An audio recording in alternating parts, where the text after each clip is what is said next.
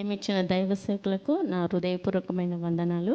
నా సాక్ష్యం ఏమంటే, నాకు 2007లో మ్యారేజ్ అయింది. 2008లో చాలా నా గర్భంలో 9 మంత్స్లో చాలా సీరియస్ ప్రాబ్లం అయింది. దాని వలన నేను మరణ పడకలో వెళ్ళాను.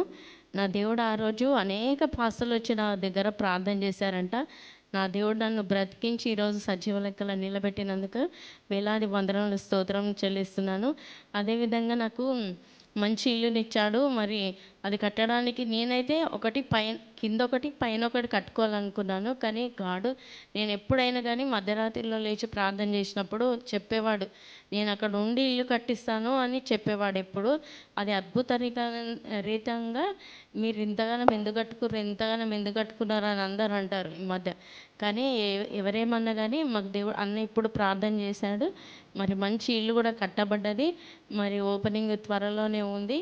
అదేవిధంగా మరి చాలా విచ్క్రాఫ్ట్తో నేను బాధపడేదాన్ని. అన్నయ్య రోజు కూడా నాకు ప్రార్థన చేసేవాడు సండే.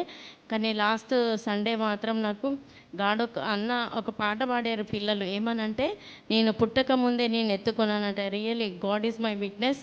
నేను నీ తల్లి గర్భంలో రూపింపబడక ముందే నేను నిర్మించుకున్నానని దేవుడు నాతో మాట్లాడాడు. ఎన్నో దర్శనాలు. కానీ ఏ కార్యం జరిగినా కానీ నాకు కూడా దేవుడు ముందే చెప్తాడు. అందులో ఎవరైనా మా ఊళ్ళో కానీ మా అత్తగారు ఊళ్ళో కానీ ఎవరైనా చనిపోతుండే కూడా ముందే నాకు చూపిస్తాడు. ఏంది ప్రభా ఇది ఎంతకాలం అని ఇట్లా చూపిస్తారు అన్నట్టే నాకు దేవుడు అంటాడు, పలుమార్లు నీకు ఇచ్చిన దర్శనాలను పలుమార్లు నువ్వు త్రోసివేశావు, ఇదిగో దేవ నా జీవితం అని అన్నప్పుడు నేను లాస్ట్ వీక్ ఇదే చెప్పాను. కానీ మా ఆయన కూడా అంటాడు, ఎందుకు దేవ నాకు ఇన్ని గణం శ్రమలు, నన్ను బ్రతికించినందుకు ఇన్ని గణం శ్రమలు అంటే. మా హస్బెండ్ కూడా అంటాడు, మా హస్బెండ్ అసలు ప్రేయర్ చేయడు, కానీ ఈ దేవుని ప్రేమించే వాళ్ళకు చాలా శ్రమలు చేయాలా, ఖచ్చితంగా నిలబడాలని దేవునికి ఇష్టమైన వారికి ఈ శ్రమలు పెడతాడని. కానీ చాలా అంటే చాలా శ్రమలు. ఒక్కొక్కసారి అయితే చాలా బాధపడతాను. అన్న వాళ్ళ ఫ్రెండ్ కూడా అంటాడనమాట, దేవునికి ఇష్టమైన బిడ్డ కాబట్టి నీకు ఇన్ని శ్రమలు పెట్టాడు. అన్ని శ్రమల నుంచి కూడా దేవుడు నన్ను తప్పించుకుంటూ వచ్చాడు. కానీ చాలా అంటే చాలా దర్శనాలు. దావీదు కూడా అంటాడు కదా, ఒక శ్రమ సౌలు తర్వాత వాళ్ళ కొడుకు ద్వారా ఒక శ్రమ లేకపోతే ఇంకొక శ్రమ.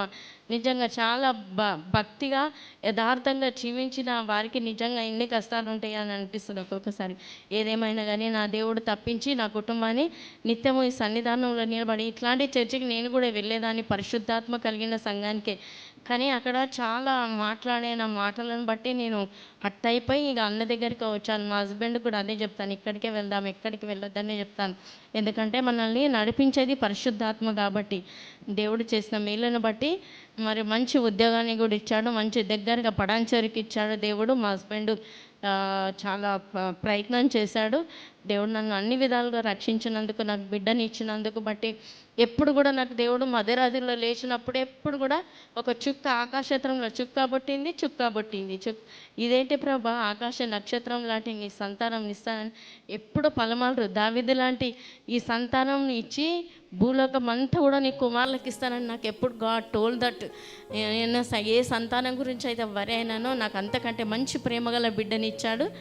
ఈ అన్ని విషయాలను బట్టి దేవునికి వెళ్ళలేని స్తోత్రములు చెల్లిస్తూ ఈ చిన్న సాక్ష్యాన్ని దీవించునుగాక. ఆమేన్.